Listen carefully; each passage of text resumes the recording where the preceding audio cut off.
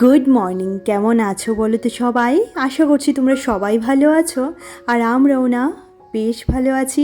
আমার আরও একটি নতুন ব্লগে আবারও তোমাদেরকে স্বাগত জানাচ্ছি। ঘড়িতে বাজে সকাল 7:30। আমি চলে এসেছি স্নান করে। আর আজকে বুধবার, মিঠির ছিল না পরীক্ষা, তার জন্য সেও আমার সাথে ছাদে এসেছে।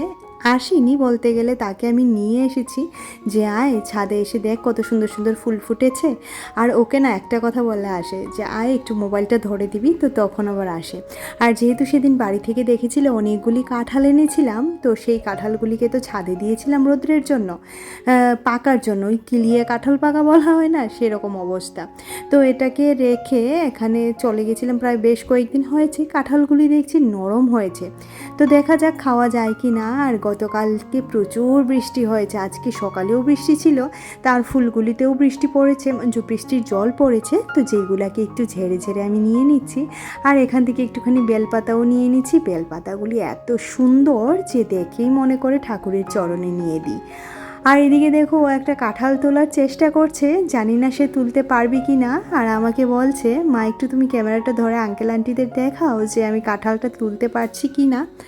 তো ও না কাঁঠালটা তুলে, আমি বললাম যে এটাকে তুলে বালতির মধ্যে নিয়ে নে, বালতিতে নিয়ে তারপর নিচে নিয়ে যা, তাহলে তোর সুবিধে হবে।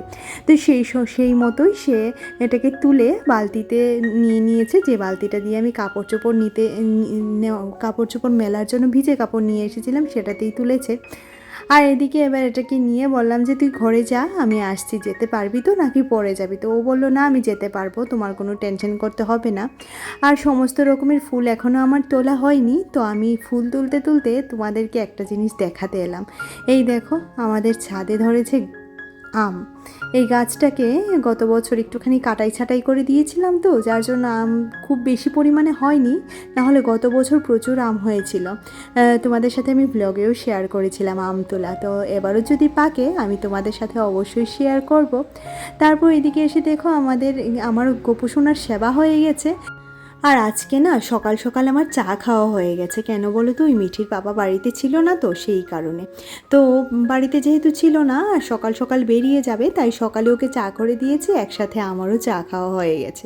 তো এক কাজে দু কাজ হয়ে গেছে বলতে গেলে। এখন একটুখানি যদি ব্রেকফাস্ট করবো, নাহলে সকালে ব্রেকফাস্ট আমি স্কিপই করি প্রায় সময়, যেটা করা একদমই ঠিক নয়, কিন্তু এটা আমি করি। তারপরেও মানে ওই বলতে পারো খাওয়ার সময় পাওয়া যায় না। আর যেহেতু মেয়ের পরীক্ষা চলছে, ভীষণ পরিমাণে ব্যস্ত হয়ে আছে ওকে নিয়ে। মানে যতদিন না পরীক্ষাটা শেষ হচ্ছে, সামনের শুক্রবারে পরীক্ষাটা শেষ হবে, আর কালকে এবং পরশু দুদিনে একদম লাগাতার পরীক্ষা। তো সেই কারণে না একটুখানি পরীক্ষা না শেষ হওয়া পর্যন্ত আমি আমার ব্যস্ততাটা কিছুতেই কমাতে পারছি না, কারণ ওকে সারাক্ষণ নিয়ে বসতে হচ্ছে, দেখতে হচ্ছে কোনটা করলো, কি ভুল হলো। বুঝতেই তো পারছো বাচ্চাদের পেছনে কতটা যে চেঁচামেচি করতে হয়, সেটা তোমরা সকলেই জানো।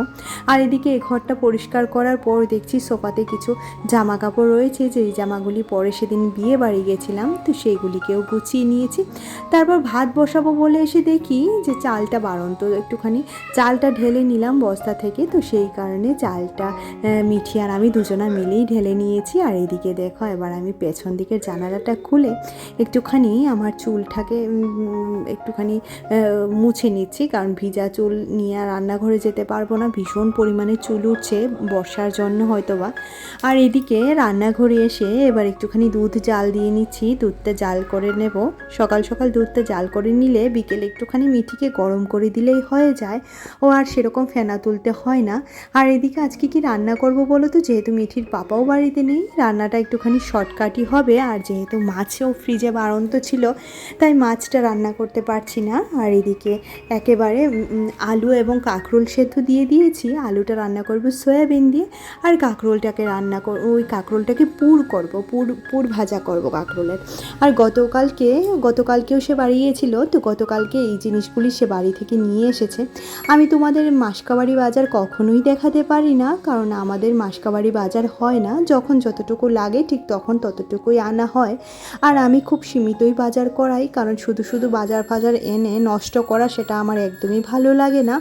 আর এদিকে দেখো, সমস্ত কিছু এবার জায়গার জিনিস জায়গা মতো রেখে দিচ্ছি যথারীতি। দেখো এদিকে ডালটাও ঢেলে নিলাম আর এদিকে তেজপাতাটাও একদম ভরে নিয়েছি কৌটোতে, কারণ তেজপাতাটা ভরা থাকলে বেশ ভালো হয়, রান্নার সময় বেশ সুবিধে হয়। আর কয়েকটা শুকনো লঙ্কাও রান্নার জন্য নিয়ে নিয়েছিলাম গতকালকে, তো এখানে তেজপাতা কমে গেছিলো তাই এটাকে ঢেলে নিয়েছি। আর তোমরা হয়তো বা ভিডিওতে কিছু অন্য ভয়েস পেতে পারো, আমার ভাগনা এসেছে তো সেই কারণে ওর কথাই শুনতে পাচ্ছ। আর এদিকে যে ছোট ছোট সয়াবিনগুলা ওর পাপাকে বলেছিলাম, এগুলা না খুচরো পাওয়া যায় সয়াবিনগুলা, প্যাকেটের নয়। আর এই সয়াবিনগুলো ভীষণ টেস্টি খেতে, ভীষণ টেস্টি। আমার না ওই বেশি দামি জিনিস পছন্দ নয়, কম দামি জিনিসেও আমি অনেক সময় অনেকটাই খুশি হয়ে যাই। যেটা আমার ভালো লাগে সেটা ভালো লাগে, তা সে দামি হোক বা কম দামি হোক। আর মেয়েটা এত কষ্ট করে কাঁঠালটা এনেছে, তো ওকে খুলে একটুখানি দিয়েছি, ও খেয়ে বলছে মামা কাঁঠালটা সুগার ফ্রি হয়ে গেছে। আসলে কি বলো তো, কাঁঠালটা মিষ্টি হয়নি।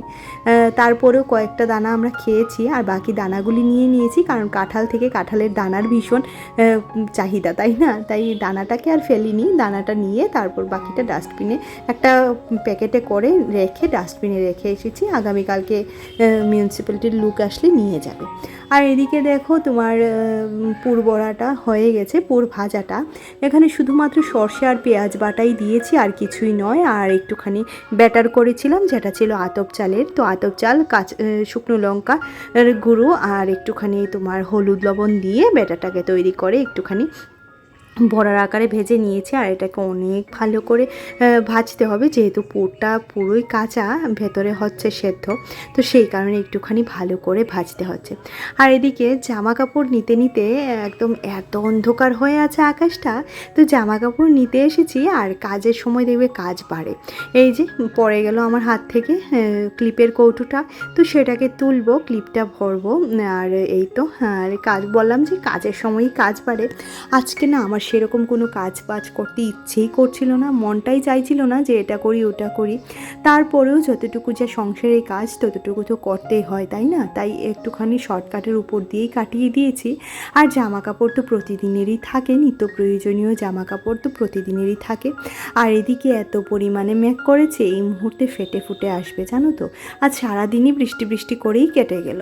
আর প্রচুর মেঘ, প্রচুর মেঘ। তো গতকালকে আমি মিঠিকে বাস স্টপ থেকে নামিয়ে আনতে গেছিলাম, আর ছাদে ছিল জামা কাপড়গুলি, আর সেগুলি না একদম পুরো ভিজে চিপচিপে হয়ে গেছে।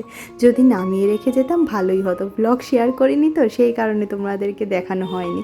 আর একটুখানি আদাটাকে বেশ ভালো করে গতকাল রাত্রে ধুয়ে একদম জল ছড়ানোর জন্য রেখে দিয়েছিলাম, সেটাকে এবার ভরে কৌটোতে রেখে দিয়েছি। আর এদিকে দেখো আবারও হচ্ছে বৃষ্টি, এত পরিমাণে বৃষ্টি, এত পরিমাণে বৃষ্টি। আর বৃষ্টির ফোঁটাগুলো যে কি বড় বড়, কি বড় বড় শব্দ করছে যে কি বলি। তো ভালোই বৃষ্টি হচ্ছে। আর এদিকে মিঠি বসে বসে বৃষ্টি দেখছে, আর ওকে আমি দেখো ও কী বেঁধেছে, চুলটা কীরকমভাবে বেঁধেছে, তো ওকে বললাম এটা কী বেঁধেছিস, বলে ওর নাকি নাকে মুখে এসে চুল পড়ে, তো সেই কারণে এটাকে এভাবে বেঁধে রেখেছে। তো বললাম যে আমার কাছে পড়াটা দে, দেখি কি পড়েছিস। তো ওর পড়াটা একটুখানি নেব। ওই ঘুরে ঘুরে কাজ করতে করতে ওর দিকেও একটুখানি খেয়াল রাখতে হয়, বুঝতেই তো পারছো, একা হাতের সংসার, একা হাতে বাচ্চা মানুষ, সমস্তটাই মিলেমিশি করি, তো সেই কারণে আমার সারাদিনই কাজের প্রেশারটা একটুখানি বেশিই থাকে। কখনোই আমার কাজের চাপ সেরকমভাবে কম থাকে না। তো মেয়ে বলছিল জাম ভর্তা খাবে, তো এদিকে গতকাল ওর পাপা একটুখানি জাম এনে দিয়েছিল, কিন্তু সেই খেতে পারেনি, সে বাড়িতে নেই। আর সে এতটা বেশি পছন্দও করে না, আমার যেমন ভীষণ পছন্দের জাম, তো ওর না সেরকম পছন্দের নয়। আর এদিকে জামটাকে একটুখানি শুকনো লঙ্কার গুঁড়ো আর চিনি আর লবণ দিয়ে মেখে নিয়েছি। একটুখানি ঝাঁকিয়ে নিলে ভালো হতো, কিন্তু ঝাঁকানোর কোনো ব্যবস্থা এই মুহূর্তে নেই। আর ঝাঁকালে আমার হাত থেকে সবসময় পড়ে যায়, পড়ে এটা ওটা নোংরা হয়। আমি না কি করেছি বলে এভাবে মেখে নিয়েছি। তারপর দেখছি মেয়ে বলছে এরকম করে মাখলে হবে না, তুমি আমাকে এটাকে মেখে চটকে দাও। তো ওর এরকমভাবে আস্তে আস্তে খেতে ইচ্ছে করছিল না, আমারও ইচ্ছে করছিল না, তাই একটুখানি চটকে নিলাম। আর এই যে জামের জলটা বেরিয়ে গেছে, তো সেই কারণে ও না সেটা খেয়ে বলছে বেশ ভালো লাগছে মা। আর মেয়েও দেখছি আমার মতো বেশ পছন্দ করছে এই ব্যাপারগুলি।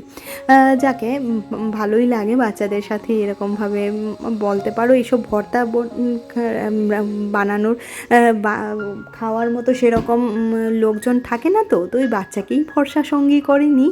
আর এদিকে দেখো আমি ঘরদোর মুছে চলে এসেছি, ঘরটা সকালে মোছা হয়নি। আর এদিকে মেয়ের খাওয়া হয়ে গেছে, একটা পুর ভাজা দিয়ে ওকে খাইয়ে দিয়েছি আর সয়াবিন তরকারি দিয়ে। ওর না ভীষণ পছন্দ হয়েছে পুর ভাজাটা, এমনিতে খেতে চায় না, আমি দেওয়াতেও ভীষণ পছন্দ করেছে। আর এদিকে দেখো আমার আজকে রান্নাবান্নার রেসিপিতে তোমরা দেখেই নিলে, আমি একটুখানি ডাল সিদ্ধ রেখে দিয়েছিলাম নিজের জন্য। ডাল সেদ্ধ দিয়ে খেতে বেশ ভালো লাগে, তাই না? পেঁয়াজ আর কাঁচা লঙ্কা সর্ষের তেল দিয়ে একটুখানি গরম ভাতে বেশ ভালো লাগে। আর এটা হচ্ছে সন্ধেবেলা। গুড ইভিনিং বন্ধুরা। আর আমি দেখো গোপুসোনার সেবা শেষ করে এবার গোপুসোনাকে শয়ন দিয়ে দিলাম। আর গোপুসোনাকে শয়ন দিয়ে একটুখানি জল ওনার পাশে রেখে দেব, কারণ জলটা না থাকলে ছোট্ট বাচ্চা তো রাত্রে উঠে জল খুঁজবে, সেই কারণে একটা তুলসী পাতা দিয়ে একটা গ্লাসে ওনার পায়ের কাছে আমি জলটা এভাবে রেখে দিই, যাতে ওনার যখন প্রয়োজন তখন জলটা উনি নিতে পারেন। আর এদিকে সমস্ত বাসন মাঝামাঝি আমার হয়ে গেছে, এবার বাসনগুলিকে একটুখানি মেলে দিচ্ছি। এগুলি ওই সকাল সকাল মাজতে গেলে না অনেক হ্যাপা, তাই রাত্রিবেলায় মেজে রাখি আমি প্রতিদিনই। খুব বিশেষ কারণ ছাড়া সকালে বাসন কখনোই মাজি না, রাত্রেবেলায় মেজে রাখি। সমস্ত কাজ আমি রাত্রে এগিয়ে রাখি, জানো তো, নাহলে পরের দিন সকালটা না আমার কাছে অনেকটাই অগোছালো হয়ে যায়। তাই যতটা সম্ভব সংসারটাকে গোছানো, গোপুসোনার সংসারটাকে গোছানো এবং রান্নাঘরের সংসারটাকে গোছানো, প্রত্যেকটা কাজই আমি রাত্রিবেলা করে নেওয়ার চেষ্টা করি। আর আমার রাত্রে কাজ করতে ভীষণ পছন্দ হয়। আগে যখন পড়াশোনা করতাম তখন রাত্রে পড়াশোনাটাও আমার বেশ ভালো লাগতো। আর আজকে পেতলের সব বাসনপত্র মেজেছি। আর দেখো কি পরিমাণে যে বৃষ্টি হচ্ছে, আমি এটা রান্নাঘর থেকে তোমাদেরকে দেখাচ্ছি। প্রচুর বৃষ্টি হচ্ছে, প্রচুর বৃষ্টি, ভাসিয়ে নিয়ে যাবে মনে হচ্ছে। কিন্তু এই বৃষ্টি হলে না ভীষণ ভয় লাগে, কারণ গত বছর আমাদের ত্রিপুরাতে বন্যায় এতটা ক্ষতি হয়েছে লোকজনদের, সেটা একটুখানি ভাবলেই ভয় লাগে। আর এদিকে দেখো নিজের জন্য এক কাপ চা আর সোনার জন্য একটুখানি দুধ নিয়ে নেব, দুধের মধ্যে একটুখানি ভ্যানিলা পাউডার দিয়ে দিচ্ছি।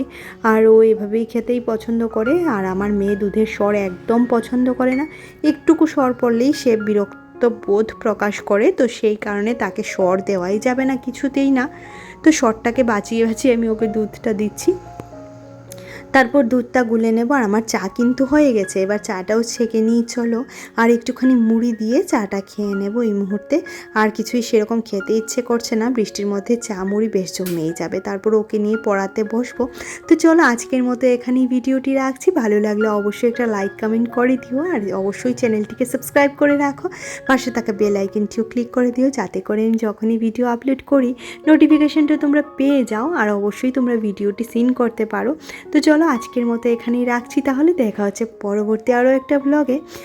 আর এদিকে দেখো জানালাটা এখন লাগিয়ে দিচ্ছি, যতক্ষণ চা করছিলাম বৃষ্টির আমেজটা বেশ ভালোই লাগছিল। টাটা, আবার দেখা হচ্ছে পরবর্তী ভিডিওতে।